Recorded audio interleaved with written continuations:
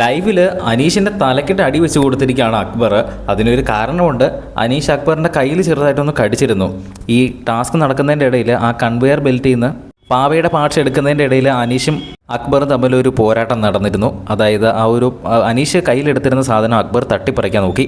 അപ്പോൾ അങ്ങനെ തട്ടിപ്പറിക്കാൻ നോക്കിയ സമയത്ത് വിടടാ എന്ന് പറഞ്ഞുകൊണ്ട് വിടാതിരുന്ന അക്ബറിൻ്റെ കൈക്കിട്ട് അനീഷ് ഒന്ന് കടിക്കുന്നു. അപ്പോൾ അത് അക്ബറിന് ഒട്ടും ഇഷ്ടപ്പെട്ടില്ല. അക്ബർ നേരെ അനീഷിൻ്റെ തലക്കിട്ട് ഒരു അടി അങ്ങ് വെച്ച് കൊടുത്തു.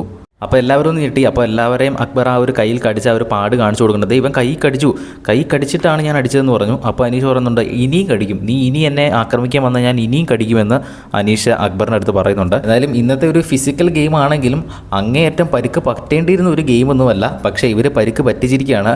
കയ്യിൽ കടിക്കുന്നു, ഉന്തി വിടുന്നു, തള്ളുന്നു, ബോഡി വെയിറ്റ് അത് ഇതെന്നൊക്കെ പറഞ്ഞ് എല്ലാവർക്കും തന്നെ പരിക്കുകളൊക്കെ ഒരുപാട് പറ്റിയിട്ടുണ്ട്. എന്തായാലും ഈ ഒരു ടാസ്കിൽ ആര് വിജയിക്കുമെന്ന് നമുക്ക് നോക്കാം. അക്ബറിൻ്റെ പാവകളൊക്കെ അതിൽ മോഷ്ടിച്ചിട്ടുണ്ട്. അതുപോലെ അനീഷ് ഏറ്റവും കൂടുതൽ പാവ കളക്ട് ചെയ്ത് അനീഷാണെന്ന് തോന്നുന്നു. എനിക്ക് തോന്നുന്നു അനീഷ് ആയിരിക്കണം ഈ ഒരു ടാസ്കിൽ വിജയിക്കാൻ പോകുന്നത്. ആര്യനും ഒരു ചാൻസ് ഉണ്ട്. നമുക്ക് നോക്കാം. കൂടുതൽ അപ്ഡേറ്റുകളുമായി വീണ്ടും വരാം.